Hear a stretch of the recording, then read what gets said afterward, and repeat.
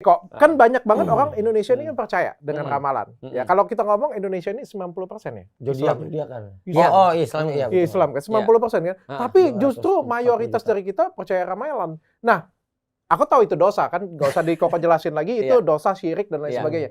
Pertanyaanku adalah banyak orang bahkan beberapa peramal centang biru loh. Oh gitu banyak. Di Indonesia. Kenal banyak kayaknya nih Dokter Iya, Richard. kayaknya sering pakai jasa. Banyak, karena kalau diundang di YouTube banyak viewersnya. Oh, oke. Itulah orang-orang putus asa. Aku ingin ulang kata-katanya Lex kemarin. Jadi gini loh, Indonesia ini memang betul adalah negeri yang lebih perlu banyak edukasi. Iya. Aku lebih memperhalus dong. Kalau lebih banyak orang bodohnya lah, lebih gampang aja.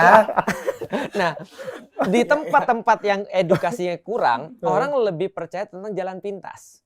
Dan itu aku bahas dalam buku-bukuku. Aku bahas dalam buku-bukuku bahwa saya zaman dulu ketika misalnya orang tuh belum banyak teredukasi, dia harus bikin mitos. Dia harus bikin sesuatu yang bersifat ya nggak mikir supaya itu terjadi cepat. Contoh ya.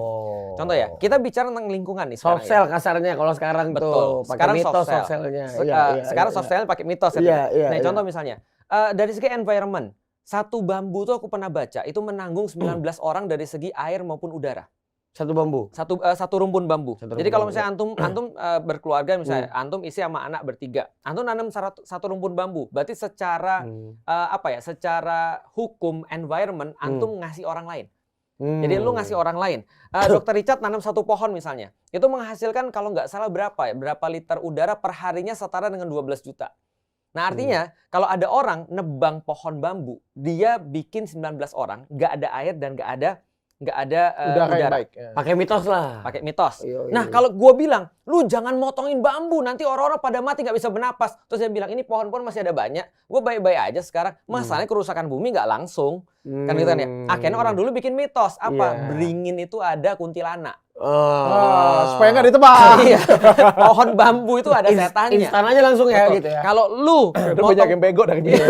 kalau lu pohon potong bambu, lu sakit lu nanti. Lah kenapa? Coba lihat tuh di setiap di setiap umbul, di setiap mata air itu pasti ada beringinnya. Karena beringin itu adalah pompa air alami. Lah sekarang aku di rumah aku tanam beringin semua. Berarti gue masuk salah satu yang bego karena gue begitu.